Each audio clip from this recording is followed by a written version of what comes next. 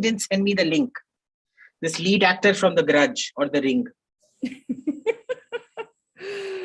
Anyway, we're live now. And Abhijit, welcome back to the show.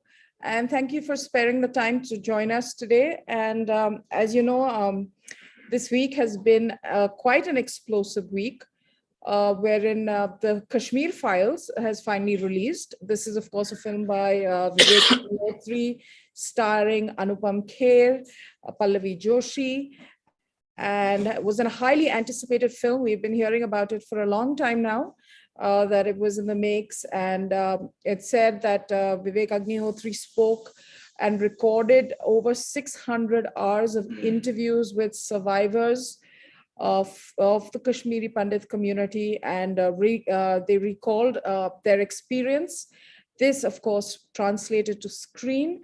On screen, it's had an overwhelming response. In the many years that I've been writing film, I've rarely seen a movie elicit this kind of a response. Of course, you have the big Rajinikanth films and they have their huge fan bases, but this was an outpouring of emotion and passion and spontaneous truth-telling.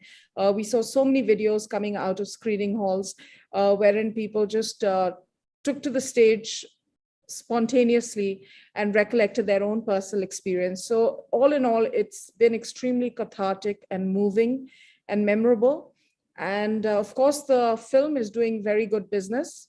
It's crossed 64 crores, a small budget film, so it's massive for a film of that nature. Of course, this is not the purpose of the film, but it's important to recount that, because at the end of the day, when you want to tell certain stories, those stories will only be have the space to be told if the movies work, because this is a business and there are producers investing their money. So this is very heartening that the film has done well commercially as well, which means that the space opens up for more storytelling, for more real stories to be brought to the forefront. And really, so I think this is a real boost for the creative field as well, if I look at it from that perspective.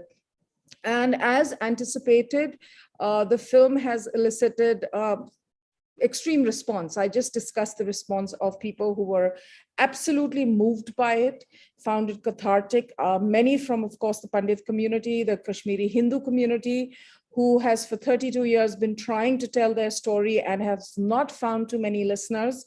For them, it was a big moment of sharing their pain and their suffering with the world at large. And then, of course, there was the response that came in from I don't know how to describe them, but I guess the deniers, Abhijit. Wouldn't you call them the deniers? They're worse than the deniers. See, denial is somewhere where you don't want to believe. Okay. These people are not that they don't want to believe. These people celebrate what happened in private. Okay, I bet you that when Rana Ayub watches what happened to the Kashmiri Pandits, she would be cracking open a bottle of champagne every time. Non-alcoholic champagne, in keeping with her religious beliefs, of course. Okay, but in public, they will go all out to claim that they are the victims. This is like a concentration camp guard claiming that they are the victims. Okay, so this is more than just denial. Denial is a psychological state. These people are complicit, and they are not deniers, they are cover-uppers. They are cover-uppers. They are aficionados of snuff porn, and they are cover-uppers. You know, the thing was that I just tweeted this. I said, really, the silence was the propaganda, wasn't it, in this case? It was the fact that no one ever spoke of it. No one discussed it. But we have to talk about why. Why did no one speak about it? Yeah. Okay. Now, first, when they got kicked out, the state had ceased to exist. Remember when Jagmohan was appointed on the 19th of January, 1990. He landed up there on the 21st of January, 1990. The 19th of January, the exodus had already started. Okay. When Jagmohan lands up there, he realizes that the entire state apparatus has collapsed. He was ordering people who would do nothing. When he ordered the police to go somewhere and protect someone, he knew that the police would actually then join. He knew that the police would inform all the people that they've been told to go there and protect this thing, this small people hiding out, and the mobs would reach there and kill them first. So he couldn't even trust his own police. Remember, the police joined in a lot of these. Remember, the bureaucrats of Kashmir, none of them were sacked. They all wrote an open letter asking for India to get out. Okay, all of this had happened before Jagmohan had come. There were thousands of incidents that had already happened before that had led up to this. And it was a accumulation of three separate things. The first was the Farooq Abdullah, Rajiv Gandhi 1986 Electoral Pact. The second was what happened with Rubaiya Mufti, who, as per all the internal bureaucrats, you know all the bureaucrats at intelligence, they'll all tell you that she offered herself up. Okay, it was all a setup. And in spite of intelligence warnings to Mufti Muhammad Sayeed that things were afoot, he went ahead and did what he did ultimately. The third was the ending of the Afghan jihad, which, because the cauldron had already, the pot had been set on fire, it was now up to you to add the chili to it. That is what the Afghan jihad did. The ending of the Afghan jihad meant all those reserve forces could be diverted to the Indian Kashmir front. Okay. The intelligence warning was there. Oh, everybody knew what was happening on the ground. You know, Abhijit, for longest time, it was considered that Jagmohan was the villain of the piece. That was the propaganda, basically. And that was done so that Rajiv's memory could be preserved. It suited everybody. It also suited the BJP, incidentally, because remember, the BJP did nothing to VP Singh, to punish VP Singh for this. Right? What did the BJP do?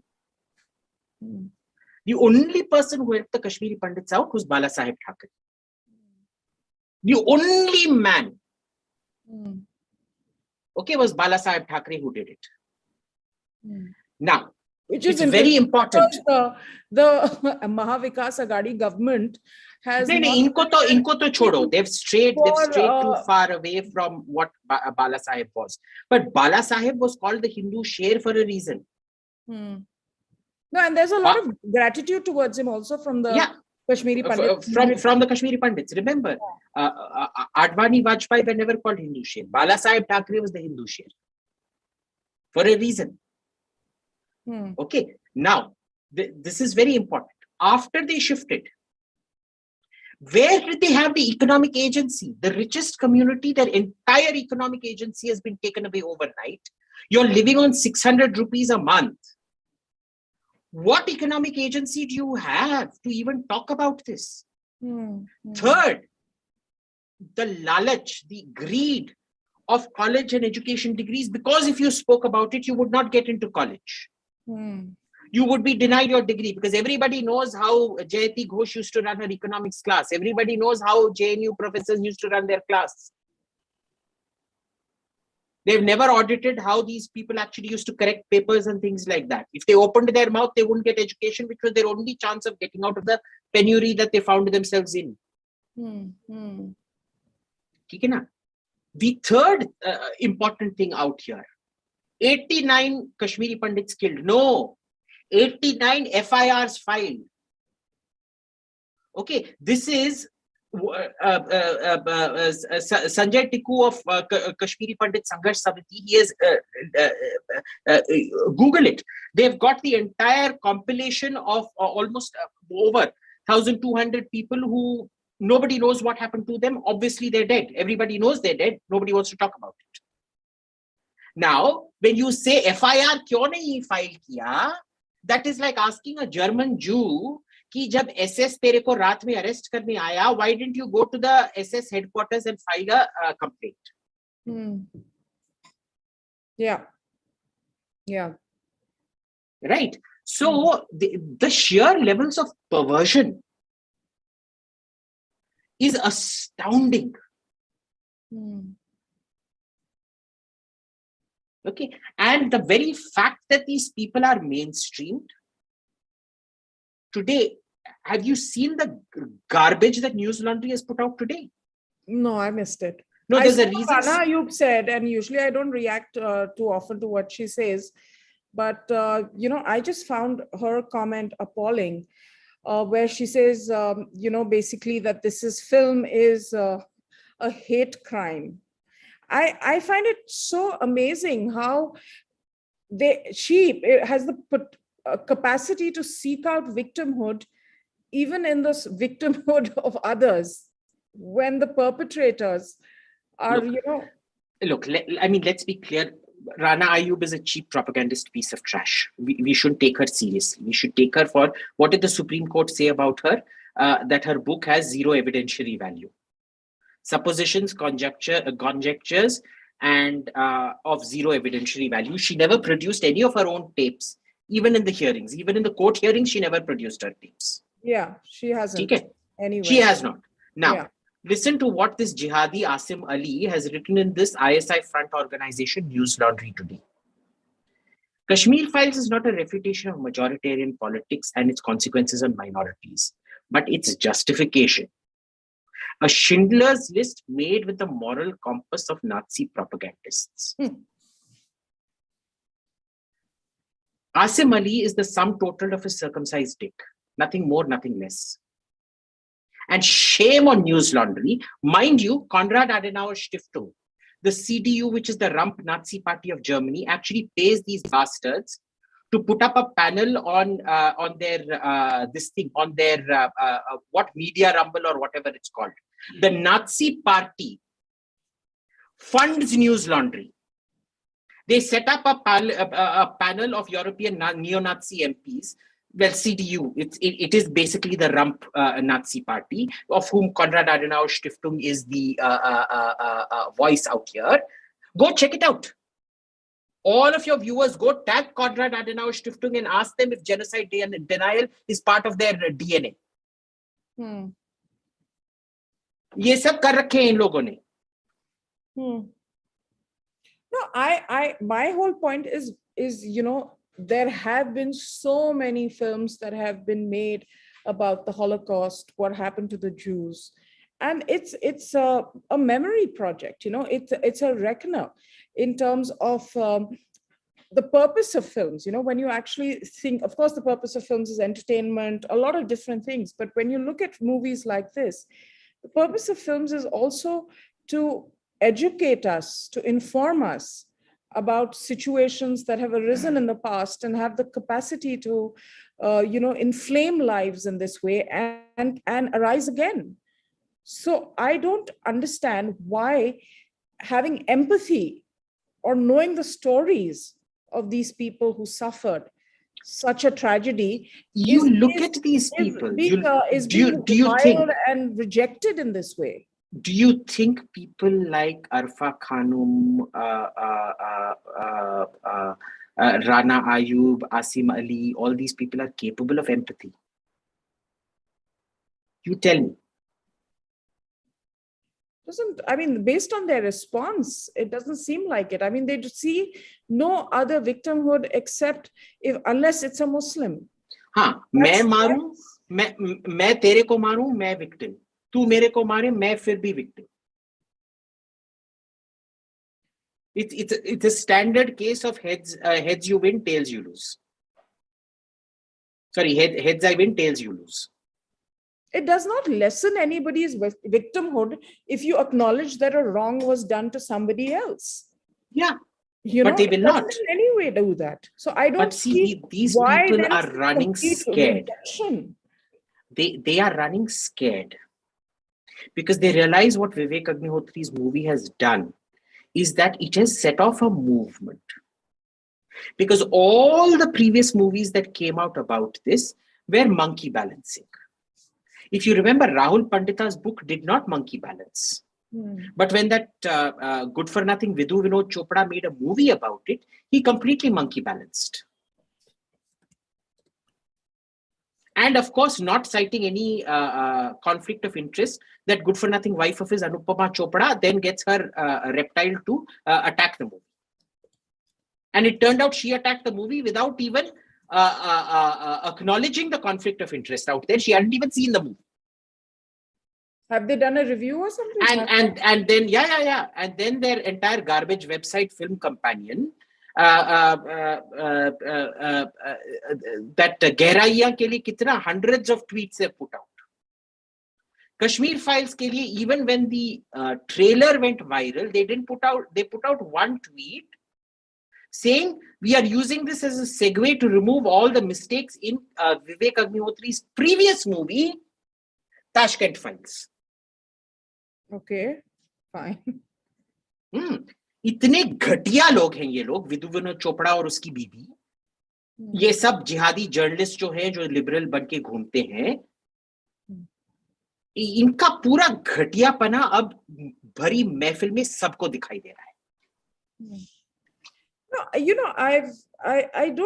I see, there are different lenses, when you're making a film, and you can come to an issue. It could be an issue like, for example, the Holocaust, and look at it from different vantage points, because it's the Rashomon effect in filmmaking. We call it the Rashomon effect, right?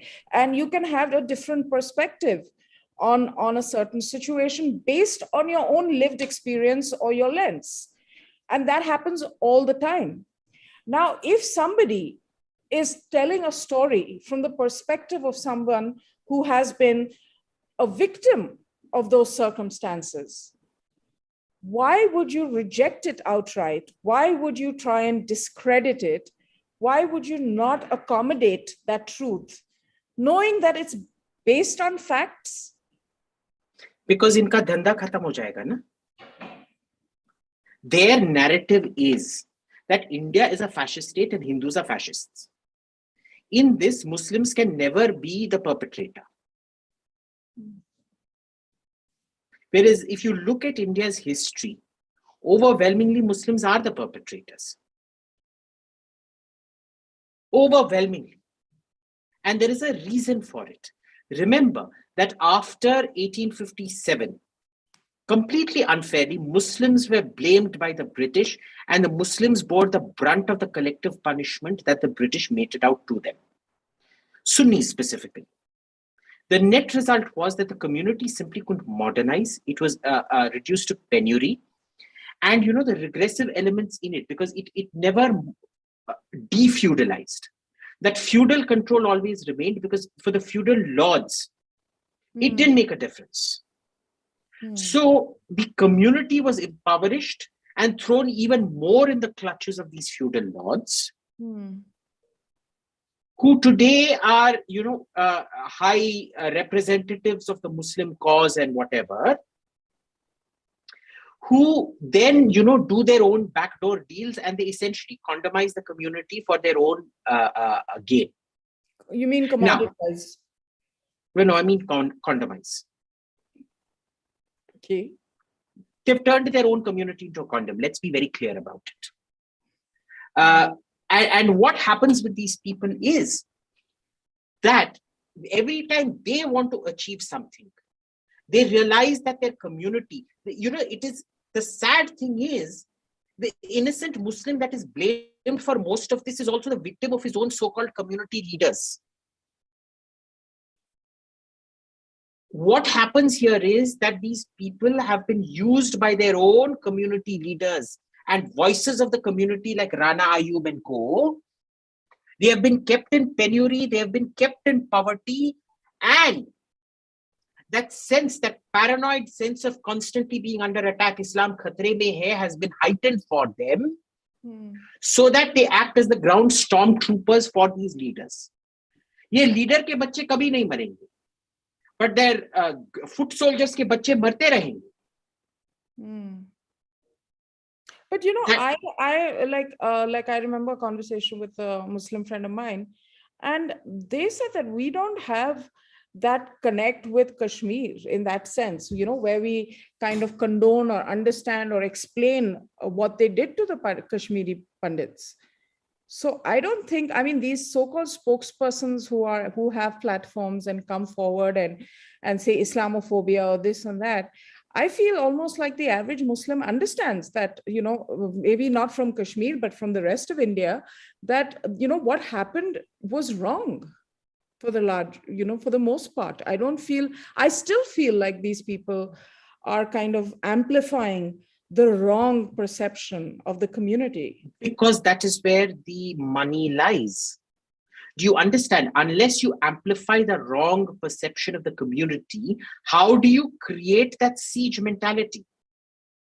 Second, when we say Indian Muslim, let's understand who we're talking about. We're talking about Sunnis. The Shias have the highest per capita income in the country, more or less. You look at the Dawoodi Bohras, the Azim Hashim Premji Shia, right? So you look at the Shias, they're very well to do, except maybe the Lucknowi Shias. Even there, they're better off than the other Muslims out there. But otherwise, the Bohris, the Ismailis, and all of that are extremely rich communities in India. Okay, there is a very, very specific aim to use, commoditize, condomize, and weaponize the Indian Sunni Muslim. And for that, you constantly have to keep him paranoid, keep him in a state of siege, and keep him impoverished. Okay, the impoverishment is critical for street power. And remember, it was that street power that Jinnah used to get Pakistan, direct action day and things like that. The Muslim tool of the Sunni tool of political negotiation in India has always been riots. Always. Since 1857.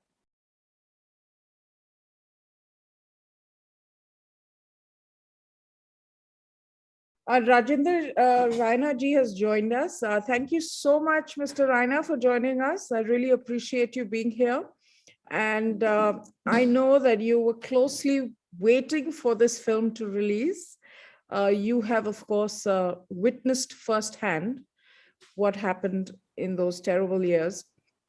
And I just wanted to give this platform to you to speak on that.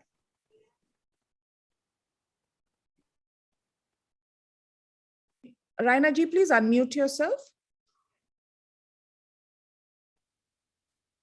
Or maybe I can do that for you. Can you hear me now? Now I can hear you. Thank you so much. First of all, thanks to you and for giving me the space, and it's wonderful to share space with a erudite guy like Abhijit. Wonderful to hear that. See, there is something which I wanted to raise here, and probably Abhijit would be able to chip in. Is that even after 1990, when most of my friends around there told me that we are not able to stand with you because we ourselves were afraid of what was happening around. So if I took that for a moment, now this was the time for them to atone and stand with the movie, not deny the facts of the movie and say, we are with you, we are on your side of the table. You are lighting a candle, we light two of them. So this is the moment when we join hands and be on the same side of the story, because we are not denying whatever happened, and whatever has been captured in the movie to the T is a fact, to the T, or else they can come forward and say these 2 or 3 things are not a fact. They're coming on that side, and unfortunately, they seem to be standing on the same side as they were in 1990. To me, that is a worry. One more point I would like to add is that for the last 6 months plus, I have joined space with so many people, the voices, the young voices that were coming up from Srinagar. And I was happy, those were very positive voices, but for the last maybe 10 days or so, they've fallen silent. There's not a single space that I have been invited. In fact, the spaces are not happening. So that is something which is worrying me, that we had somewhere done something positive, but they have taken once again the movie in such a manner which they should not, and they are getting shown in poor light. I'm not talking about a Mahbooba Mufti or somebody else because it is her bread and butter, but the common man who had a chance to speak up. So I would like to know something from Abhijit and you both. What do you feel about the voices coming from Kashmir? And I find the point that you make about the silence around it and the fact that this was a time for acknowledgement, which would possibly then lead to some sort of reconciliation and then healing and then the return of the Kashmiri Hindu community to their home, really. But you feel that the reaction, and this is disheartening, but what you're telling me is that pretty much you are where you were 30 years ago. That's right. That's right. In fact, some of the leading journalists, I may add, one of them I found on Times Now, and I called him up after that this was not expected of you. That the way you spoke, and you are telling me that no rapes happened that time. Give me a proof that there were rapes. Now they have started counting the dead bodies. 30, and that is the most unfortunate part, that the denial of the civil society. I'm not talking of the politicians. They should have come up instead of doing the whataboutery and monkey balancing by counting the bodies. Yeah. I think I wanted a clarification from Ajit once again, is that there's a difference between deaths there. Death is a death. But as far as Kashmiri Hindus are concerned, they were all killed by the locals or their abettors from Pakistan. But as far as the local deaths are concerned, not a single stone was pelted by Kashmiri Hindus there in Kashmir. Let that alone, I'm talking of 1990, when we moved to Jammu. The winter saw the office move, and the Muslims immediately moved to Jammu, but not a single stone was pelted on them. So that was the type of restraint we showed, despite having suffered at the hands of Kashmiri locals, my neighbor. And I can tell you that I was a government employee in J&K. In my office, my school friends, I'm from the engineering college in J&K, all of them knew what is happening to various degrees, but none of them shared it with us. That what is happening? Rajendraji, one hears this very often, that and this comes from multiple Kashmiri Hindus. I've myself spoken to them over the years, and they say that one of the most devastating thing about the situation was the fact that the people that you grew up with, that you played with, that you went to school with, who live next door to you, those people turned their backs on you, and in some cases even pointed your home out as one that is occupied by a Kashmiri Hindu. So, see, two things I would like to say here. One is that people are bandying this Jagmohan theory, but my only single question to that is that handwritten bills were pasted on our houses.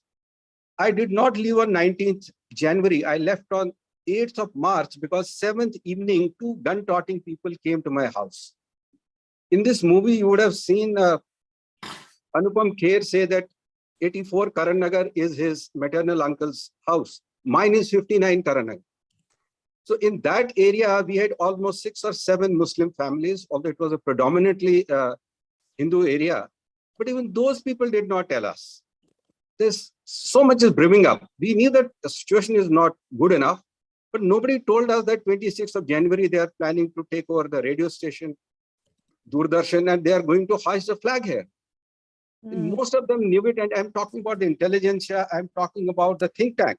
And where did the think tank lie? RSC Srinagar, Sobra Hospital, Medical College, Kashmir University. The people out there, they comprised the think tank, they knew it all. And I can tell you today that in December, I met one of the top Hurriyat leaders who I was taken to by my boss that time, Professor Abdul Ghani. He gave me some picture which scared me. That bahut kuch hone wala hai, maybe aap dekh lo. But I never thought that aap dekh lo means that you leave everything behind. So I stayed till 8th of March.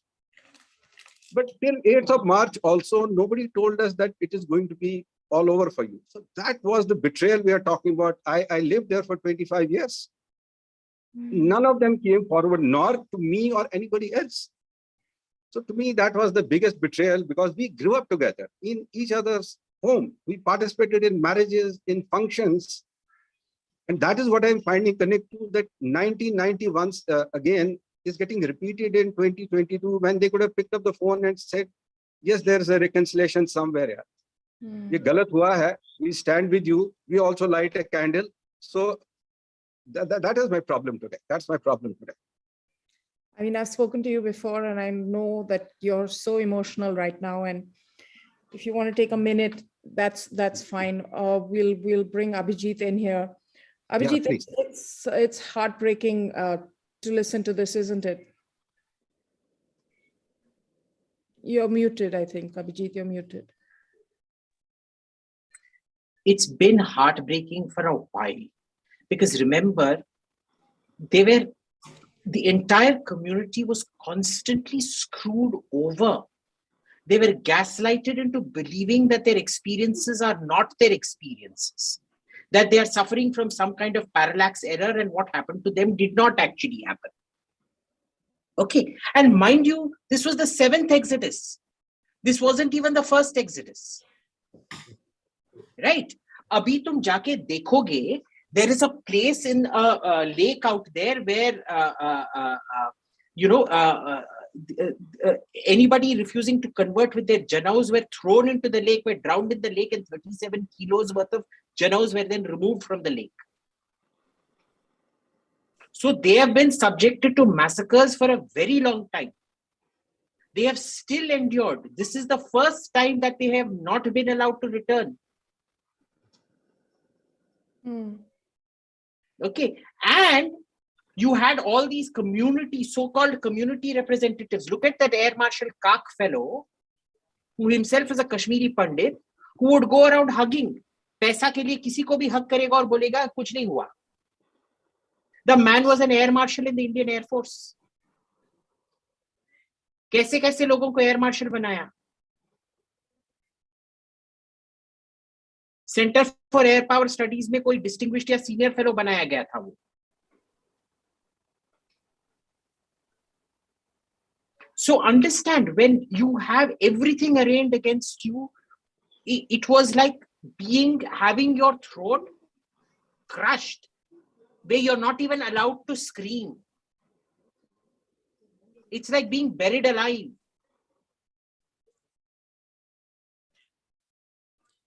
Rajendra ji, living memory of something like this, I just, for a moment, if I was to step into your homes, into your community gatherings, your weddings that you have in the Faridabads and Delhi and all over the country, away from your land, what are the conversations? What do you think? What do you speak about? Especially your generation that has spent a good 2.5 decades there. Your children have not spent that time in Kashmir, unfortunately. But for you all, what is that like? And what about the next generation? What is the connect that they have?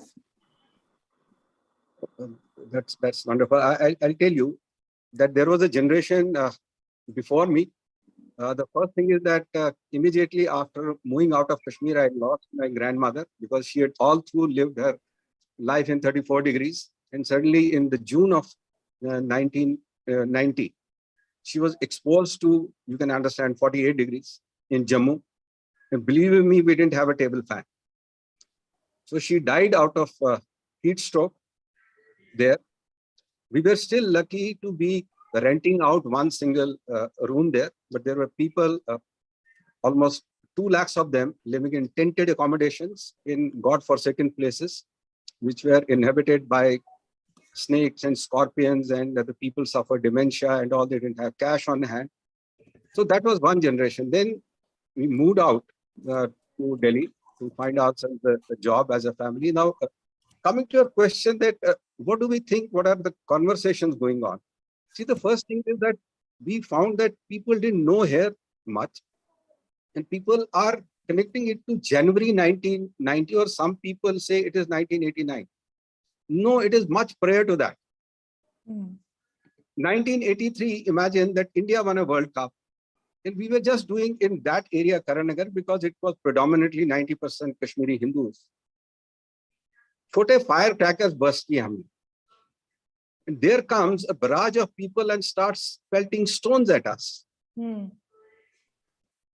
How can you celebrate Indian World Cup victory? And we didn't defeat Pakistan in the finals. Still, they had objection to it. There was one cricket match held in Kashmir in which objects were hurled at Sunil Gavaskar. He couldn't understand, he couldn't fathom what is happening this in Kashmir.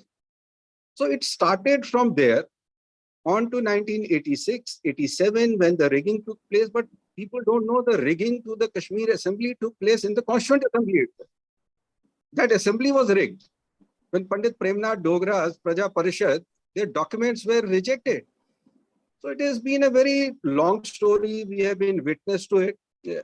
So that is where it started. And whenever we meet and sit, it is my parents, both of them, who retired here in NCR. My father was a professor, my mother was a district education officer, but they never went for their office for the last 6 or 7, 8 years. They didn't find connect in a metropolitan city. Who do they talk to? So that sort of tragedy, because we were still carrying on with our offices, getting busy. But my parents, they were left alone, and it left them in, they just avoided the depression because we would keep them happy or try to keep them happy. But the society as a whole, if you feel the generation elder to us, they suffered the trauma.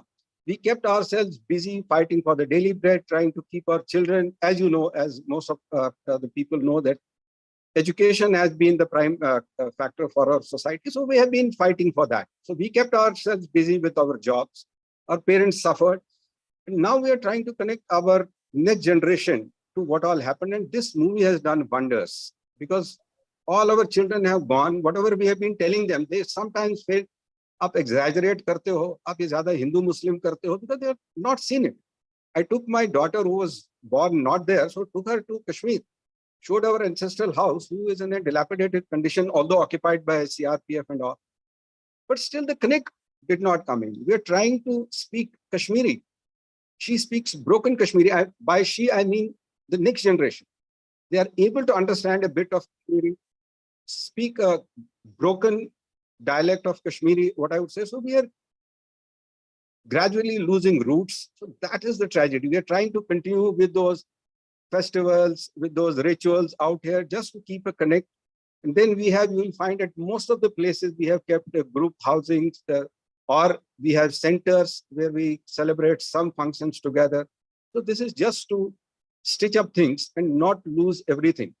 So that is the only thing. And you can understand that whenever we meet, it starts with it. You might try to say, "Bahut ho gaya yaar," but then it comes back to it. We get gravitated to it and start discussing this. It will not go out of our mind. We have lived half our life there, or maybe less than that, but yes, it comes back haunting us. But one thing I would like to say, that this movie, which people feel, has not created any bitterness in us. We feel bad. We don't feel bitter. We don't feel like hitting anybody. So I said in a couple of spaces, 2 or 3 days back, people said, "Kyun dikhana tha?" It is very important to visit history, but you will see that we will remain as we were. We'll have no bitterness. We'll have no hatred towards anybody. But why are you staying silent? Get up, stand with me and say, "1990, I was scared to stand with you, but today I stand with you." So that is the part. You might say you are repeating yourself, but that is a worrisome part. They should have done.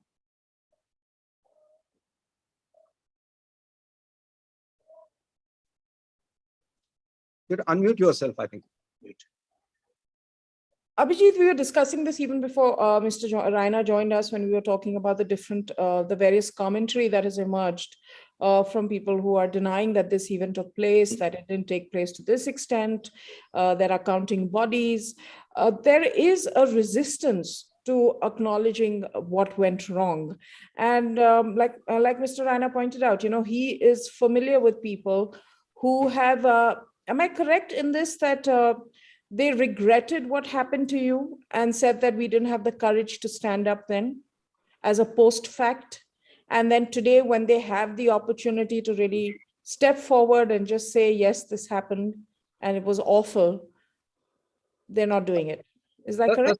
Example before Ajit chips in. See, we have two groups. I have one WhatsApp group with my college mates and one group with my schoolmates.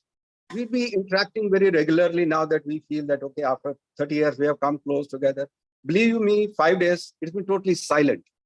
And I, why you gone silent? Yeah, this movie ne kya kar diya? So that is the worrisome. Now, you asked the question. Over to Ajit. You know, Abhijit, Abhijit, yeah. Abhijit, this silence, do you think this is something that's going to delay reconciliation? Or is it a shock absorbing mechanism that this is out in the world at large? If you look at the responses that we've seen, there is absolutely no shame out there. There is no apology, there is no shame, there is only denial or anger at being exposed that this is Islamophobia. Where is the reconciliation possible here? We need to start passing a restitution act where all the properties that were taken away by the Roshni Act or that were sold in distressed sale need to be acquired at the sale price at that time and given back with interest paid by whoever has occupied that property since then. Okay, because I don't accept these paper apologies even if they come. An apology lies in money. Germany had to pay the Jews restitution. They continue to pay restitution. Remember, Mercedes-Benz, till about a few years back, was found to have been using slave labor in Nazi Germany, and they had to pay fork out a huge amount to the survivors. That has to be done. Money talks. I'm never going to support a genocide denial law because it's a very dangerous, very slippery slope to go down in terms of free speech. And mind you, free speech isn't exactly particularly secure in India. But at some point, there have to be financial consequences for those who keep denying this genocide. Okay. As for reconciliation, I do not see it happening. I think what we really need to do if we want to control this entire thing is to shift the capital to Srinagar. Can't hear you. We have a question that's come from one of our viewers. He's asking, do you think reconciliation is even possible between Hindus and Muslims pan-India when something as blatant as the KP genocide is being denied? Who is denying it? No, Remember, by the people who we've mentioned, there has been. No, look, most of them are just silent because they don't know what to do. The problem is these so-called community leaders and community intellectuals. Okay, people like that Scorpion in Dubai, Saema, and those other two Scorpions, Rana Ayub and Asim Ali. In Dubai? Who's in Dubai? Yeah, RJ Saema or whatever, no? Radio Mirchi. I thought she was Delhi. Oh, is she? What a pity. I think so. Well, I couldn't get the stench. So, you know, I just assumed she was in this thing.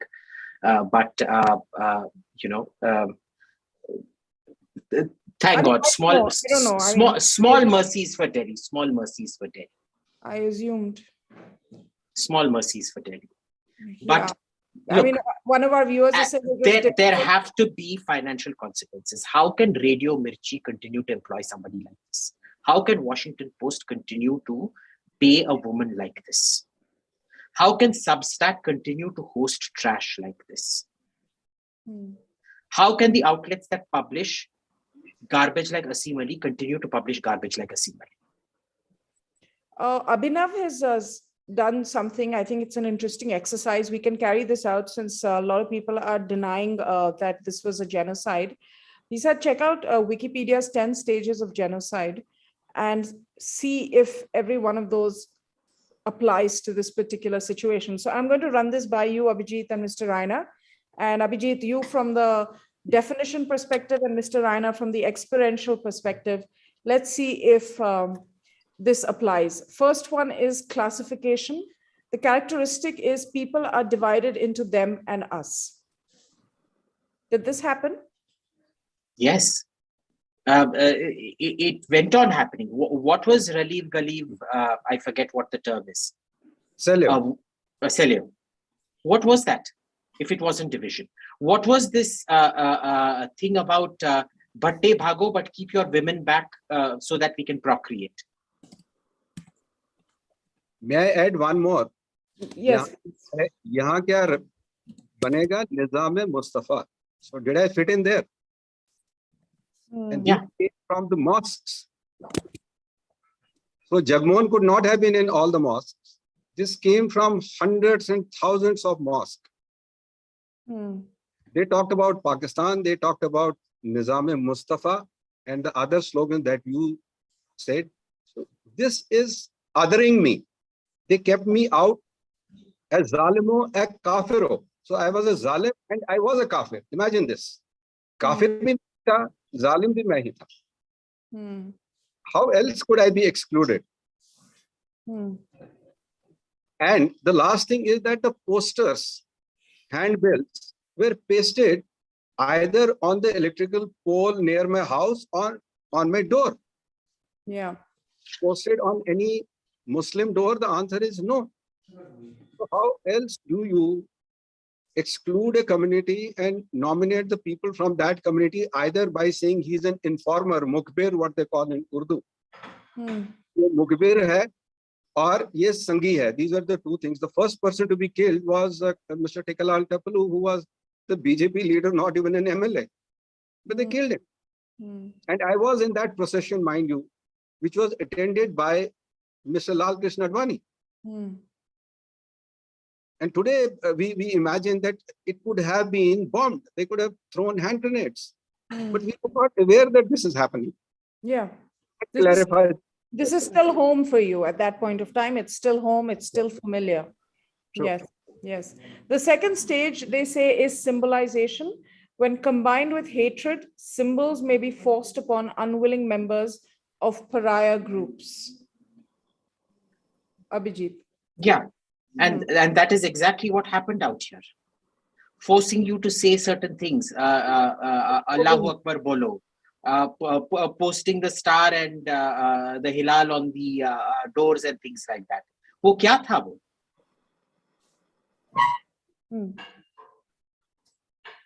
Rajinder ji, symbols and things of that sort? See, I think you would have seen something very symbolically shown by Vivek Agnihotri is the farran worn by people here.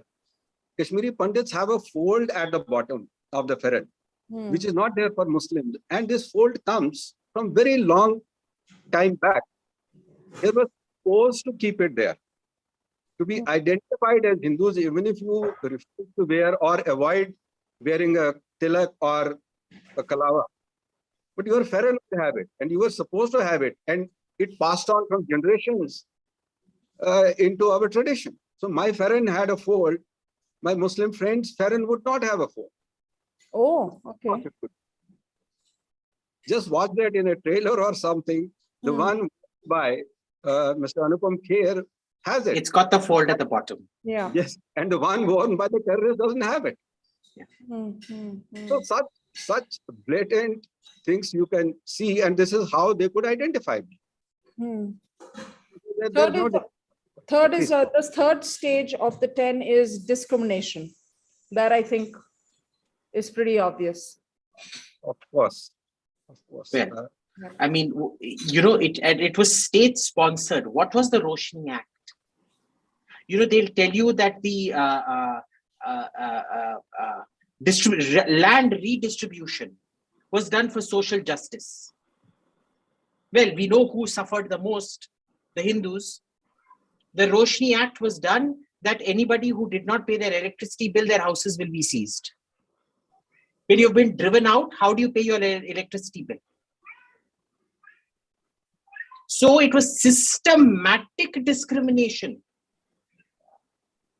And remember, Farooq Abdullah brought in that Rehbare something scheme, through which, surprisingly, counterintuitively, this Mehbooba Mufti's party was the biggest beneficiary, because she is the front for the Jamaat-e-Islami, which in turn is front for the Hizbul Mujahideen. Yes. And it was the Jamaat-e-Islami's scholars who got absorbed as school teachers and school principals and all of that. So even though I don't think Barkha Dutt realized when she called that fellow's father the son of a school headmaster, even the connotation school headmaster meant that you were a front for Hizbul Mujahideen and therefore the Jamaat-e-Islami, via the Jamaat-e-Islami, with your loyalty to the PDP. So the discrimination was in your face. It was legalized. It was legalized apartheid. Just to add to what Abhijit is saying, that the first pilot project of militancy, I don't call that terrorism, that was militancy, was run in 1986 in South Kashmir, which was predominantly Mufti Muhammad Said's area. So they saw that it ran very successfully, temples vandalized, houses of Kashmiri Hindus, selected Kashmiri Hindu houses were vandalized. Then he went and became the Home Minister, stage managed his daughter's abduction. So that is one part. The other is that my subordinates or junior colleagues, I may call them, in my office on Friday would vanish after 1 o'clock, 12:30. Kahan ja rahe ho? Namaz padhne ja rahe ho. Pooch ke to jaoge? No need to. And come September 1989, they would set their watches and tell me कि इतने बज गए. कैसे? This is Pakistan time, sir. आप अपना हिंदुस्तान का time रखो. So July 1989, all the watches were set as per Pakistan time. और क्या symbolism चाहिए? And not to add, the calendar was issued by Sayyid Ali Shah Gilani. इस दिन हड़ताल रहेगी, इस दिन ये रहेगा. So that had become almost a government gazette. So this is the stuff we faced. And we still say that let us see that what could be the issues, small issues, to declare it not a genocide. Right. The next one that comes in is dehumanization. One group denies the humanity of the other group. I think we're seeing a little bit of that today as well, when we're having body counts done and denials come in and all of that. Only 89 died. Only 89 died. Anybody talking about it is an Islamophobe. Yeah. If that isn't dehumanization, what is? Yeah. See, dehumanization, let me add one more point. One of our distant relations and listed in the martyrs is Mr. Ashok Kazi, who was killed almost 1.5 kilometers from where I live. Middle of the day, on the road, busy road, and he had not died. He was just bleeding. And believe me, he was asking for water, and nobody offered him water there. Everybody started shouting ki isko marne do aise. Let me not use the words what they said. Isko marne do aise. Nobody touched him, and it took that soul 45 minutes to writhe in pain and die on the road. इससे ज्यादा dehumanization क्या हो? यहाँ पे एक rape दिखाया गया है आपको. I can rattle out the names because 15 of the names I remember at any moment of time. Rape, body flung from the 3rd floor of the house. Husband के सामने rape, बच्चों के सामने rape. इससे ज्यादा क्या dehumanization? Let me just read this out because it's important. This is by Siddhi Raina. She is Girija Tikku's niece. Yes. Girija Tikku's brother's daughter. She has written on her Instagram post, My father's sister Girija Tikku was a librarian at a university who had gone to collect her paycheck. She was now working in Jammu. She was lured Yes. to Bandipora and told to come take her check. Bandipora is about a 6 to 9 hour drive away from Jammu. She was told to come to pick up her check because she was destitute out there. Okay, she had to go. On her way back, the bus she was traveling from was stopped because obviously they were tracking her. It was a trap. Was stopped, and what happens next still leaves me in shivers, tears, and nausea. My bua was then thrown into a taxi with 5 men. One of them was her colleague, who tortured her, raped her, and then brutally murdered her by cutting her alive with a carpenter's saw. In Kashmir files, they show a mechanical saw which was quick. It wasn't a mechanical saw. She was literally by hand sliced in half. Imagine being the brother who had to recognize his bubbly who wasn't at fault in this gruesome battle of total hypocrisy. Till this date, I have never heard anyone from my family speak about this incident. My father tells me every brother lived in such shame and anger that nothing had been done to receive justice for my bubbly bua. This is there on her official Instagram page. Do you know, in fact, Vivek Agnihotri has held back from exposing what truly happened. In that first scene where the lady is forced to eat the blood rice, first, the neighbor did rat her out. People around saw him that, the throwing the rice, it happened. Then they didn't make her eat raw rice. They stayed in her house for 10 days. They gang raped her over 10 days. They made her cook that rice with blood in it for 10 days and eat it. It was not raw rice. It was not symbolic. She was forced to eat it, cook it and eat it.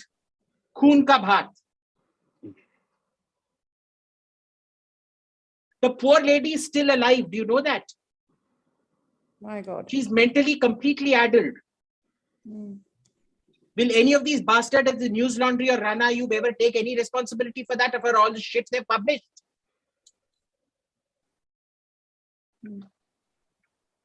Rajendra ji, you must have heard of these stories as well. And Yeah. how do you go on when people, like the gentleman who died on the street waiting to be given a drop of water, or this particular incident of Girija Tikku, or the one Abhijit just related? How do you move on? Or you don't really?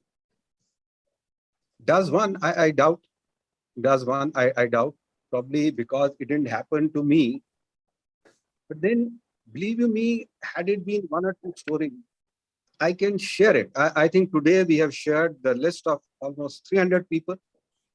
I can share the list of almost 70 names that I know, rape cases. And today they're telling us, so this Ashok Qazi who are talking about, who would file an FIR when nobody gave him a drop of water? So there's no FIR, so he never died. And there are so many names. Believe you me, just 1 hour back, my mother was sitting with me and she tells me, I wish your father were alive today. He would have been so happy because he was happy. He literally danced when 370 was removed. But she watched this movie. She was stunned. But the only thing she said, I wish your father were alive. कम से कम recognize तो हुआ, हमको तो कोई मानता नहीं था. And the 3 things that we were told quickly, since Abhijit is here. पहले जब मैं आया यहाँ पे, people were telling us कि यार आप लोग कायर हो, आप लोग भाग गए. मैं कहा यार ये कायर नहीं हो सकता.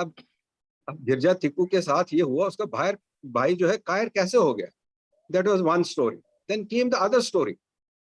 कि जगमोहन ने किया. They started picking up on the dates. They didn't take it right from 1986. They took it from 19 January से pick किया उन्होंने. And then Professor Saifuddin Soz, the cabinet minister, has the temerity to write. ये जगमोहन की साजिश थी. He fooled 100% literate community and took them like a bagpiper कि आप मेरे पीछे पीछे चलो. So he thinks that we are so stupid. And number 3 came 2010 when they started calling us Bhagoda. means कि आप अपनी मर्जी से चले गए. As if I was on an excursion here.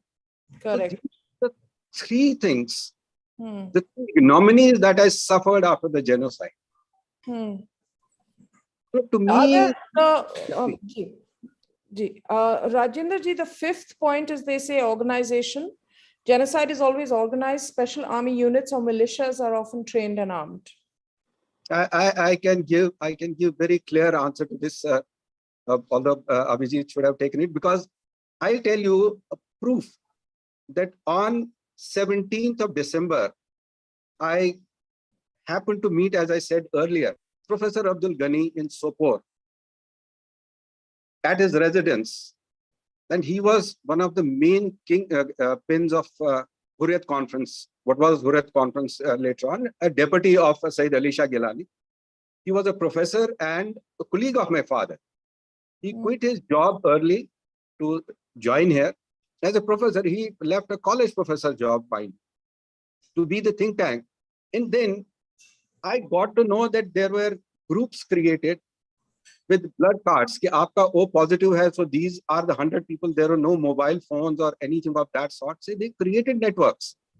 They created underground places ki jahan pe kisi ko bullet lagega, to isko kahan leke aayenge. They earmarked the doctors for that. And you'll be surprised, the leading cardiothoracic surgeon of Kashmir was shot dead, thinking कि ये शायद कहीं से message leak कर रहा है. The head of the Department of Bones and Joint Hospital, Dr. Ashay, was killed by these very people because they thought कुछ अंदर से ये गलत कर रहा है. Otherwise, they were the people at the helm who were organizing or who were giving the back office support कि in case कुछ हो जाता है तो क्या किया जाए. So they had the network in place. And then there were people who were doing the recruitment. I'll tell you, there's a word called in Kashmiri called apor, means par. From the main bus stand, there would be buses plying to North Kashmir area called Sopore. And the bus conductor, as we used to call him in Kashmir, he would say, Sopore, Sopore, Sopore, and then the force would be Apor. Sopore, Apor, Sopore, Apor. Sopore chalo ya par chalna. As a thing as this. And everything, and let me tell you, Abhijit would be knowing it, it is not an intelligence failure at all. Yeah. Not at all. Everything is documented, everything is included and sent across to Delhi. So कोई ये कहे कि ये intelligence failure है, not at all. It is not an intelligence failure. So that's not a way. Yeah, please. Sorry. Do you know what happened at SKIMS? SKIMS is Sher-e-Kashmir Institute, which was near Sora. Sora is that hellhole, which is now controlled by a family called the Tiplus, who are essentially, well, they're not terrorists, but they are thugs out there. But Sora used to be Farooq Abdullah and Sheikh Abdullah's stronghold. Okay. Injured Hindus were taken to SKIMS, and the chief doctor there, who thankfully got killed by terrorists for his own perfidy, after they had been stitched up, he opened up their stitches to allow them to bleed out. Doctors. You're talking about Dr. Abdul Ahad Guru. Yeah. So you are talking about Dr. Abdul Ahad Guru, the cardiothoracic surgeon. I'm naming him. Yes. Yes, name him. वो सुअर मरा, सुअर की मौत मरा, बहुत अच्छी तरह से मरा. And talking about this Sora, my elder bhabhi is from there, and my wife's elder sister, they both worked in Sora that time. When Can this you was imagine happening. the horror of living in Sora? Yes. And all the doctors there, they decided हम नहीं treat करेंगे Hindus को. None of them were removed for violation of the Hippocratic Oath. The entire Kashmiri Muslim community was responsible for what happened. Just like no German can say, I did not know when the Holocaust happened.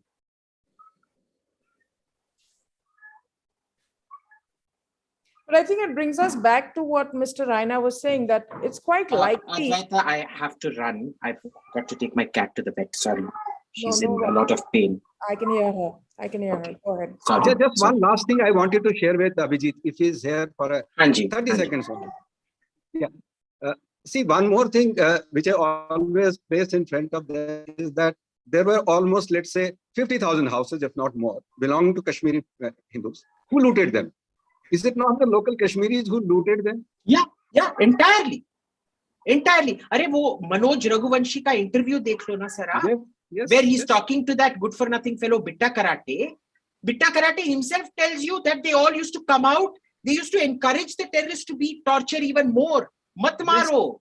You have to torture him more. He has to suffer more. They want to enjoy. The entire community engaged in snuff porn.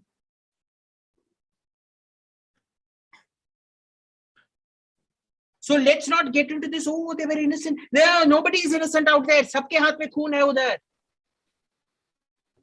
True. Anyway, I'm sorry. I have to run. A pleasure interacting. The pleasure was all mine. Thank you so much. Thank you, And Abhijit. God bless you. Yeah. Raina, please stay. Please stay. Yeah. Let's. I'm actually, I've come from the perspective that, this sort of truth telling will shock people, will possibly offend people, will also be cathartic for the victims, will also keep public memory attuned to these atrocities and also keep it alive in that sense. And I think the film does that job. But do you feel, seeing that how positions have hardened, will there be a thawing at some point once the conversation sort of doesn't get as heated, as emotive as it is right now? Do you think there will be an opportunity for the communities to come together and to actually heal? See, I would once again say that the first extension of hand has to come from that side, right? If they tell me मैं भी victim हूँ, so that will not take us anywhere, because मेरी victim होने की सारी responsibility उनकी है. अगर उनकी डेथ हुई है तो किसी डेथ में मेरा हाथ नहीं है, मेरी सब डेथ्स में उनका हाथ. So there lies the essential difference. But having reached here, keeping the politics aside, if the public there at large, the social environment there improves to the extent, ठीक है, the pus is out, you had your 15 days of catharsis, and we own it. They have to own it instead of in denial. Politicians can take a stance, and they should know that. वो तो stance लेंगे ही. But the society at large has to say that yes, this happened, because all of them know. Talk to them independently. अलग से पूछो उनसे. They'll say yes, it happened, because they know the names. They were not living in some land where people were not living around them. ये गंजू साहब की जो death हुई है, it is in the heart of a very congested area. तो उनके neighbor को पता है, जो अभी भी वही रह रहे हैं. नीलकंठ जो है, the judge, उनके neighbor के लोग वही रह रहे हैं. So how can anybody deny the names, the people? But they have to say, yes, this happened.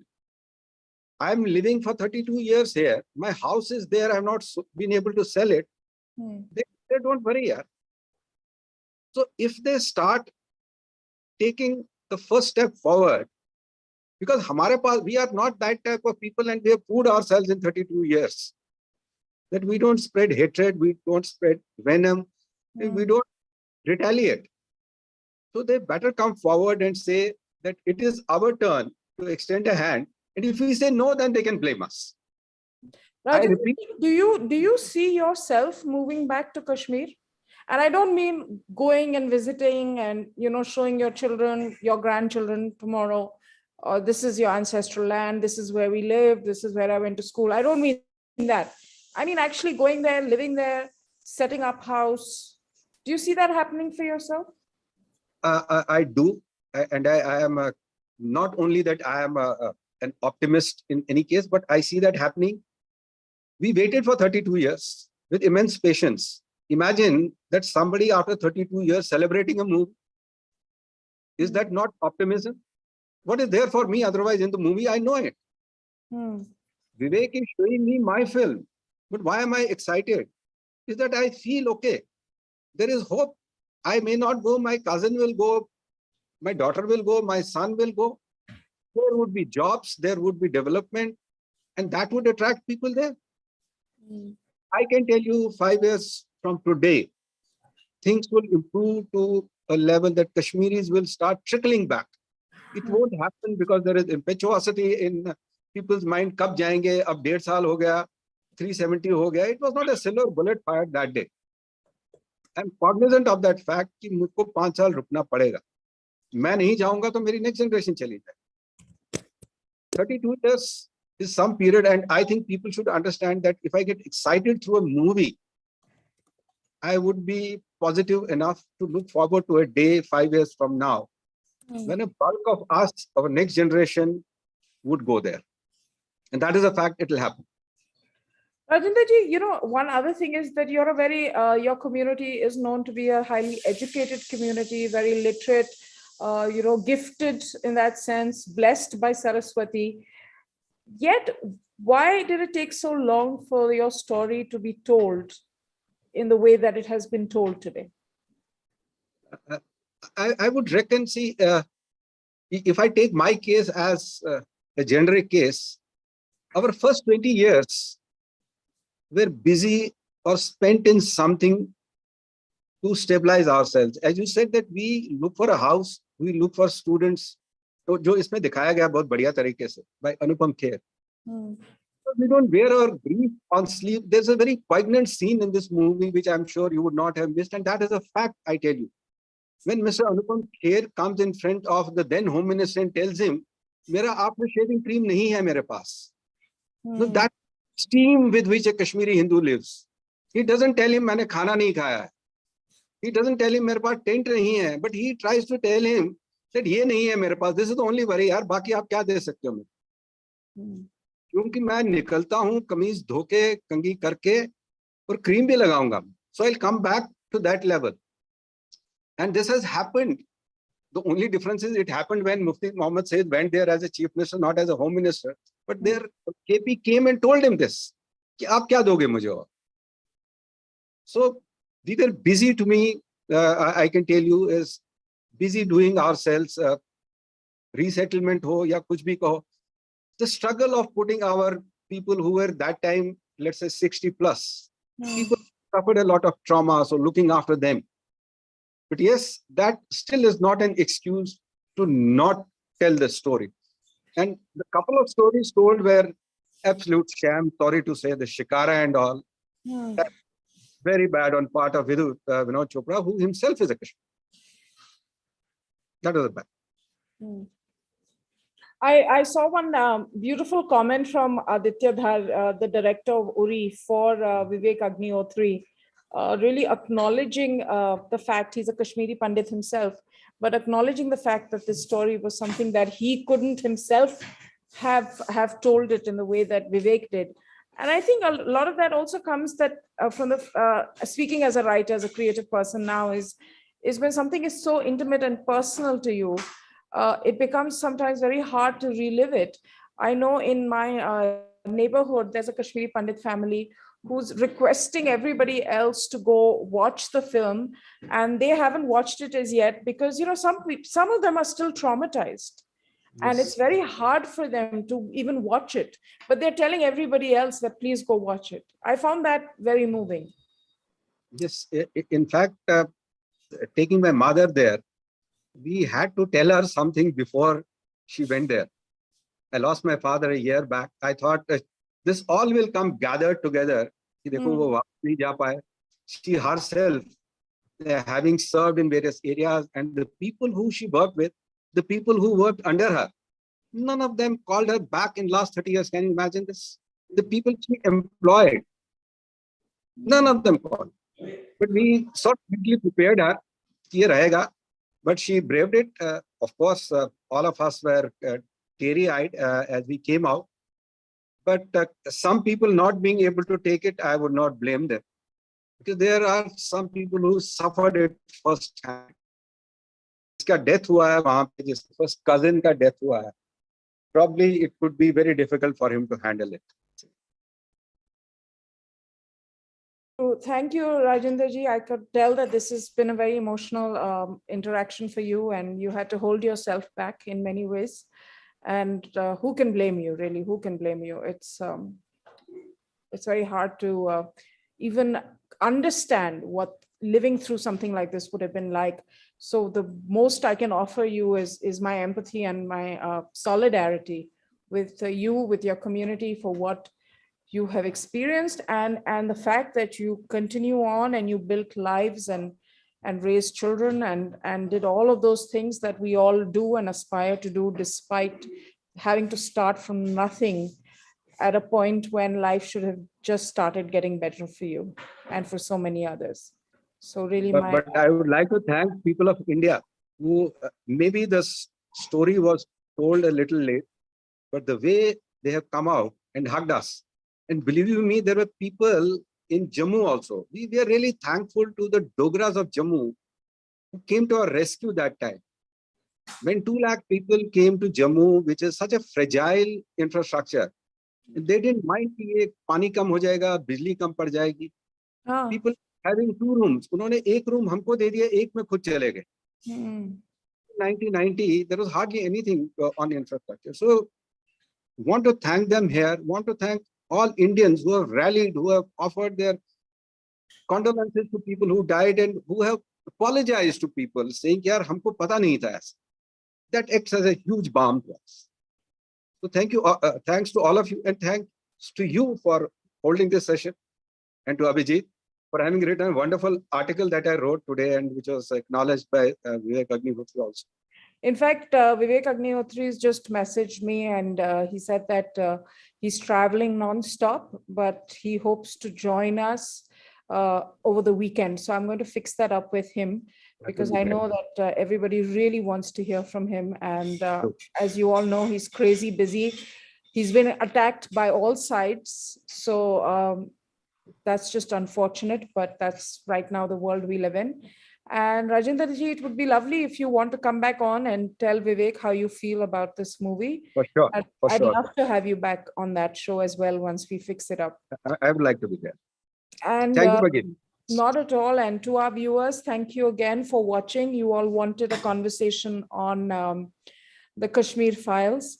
And hopefully this is what we've done. I'm in between a house move, as a lot of my viewers know. So I haven't personally been able to, watch it. But I do intend to do that. And I'm also a bit of a crier in films. So for me also, it's going to be very, very, it's going to be an experience. I'm just the kind of person, but I definitely will go and watch it, and I want to watch it. And yeah, so thank you everybody. Thank you so much. And namaskar. Namaskar. Namaskar.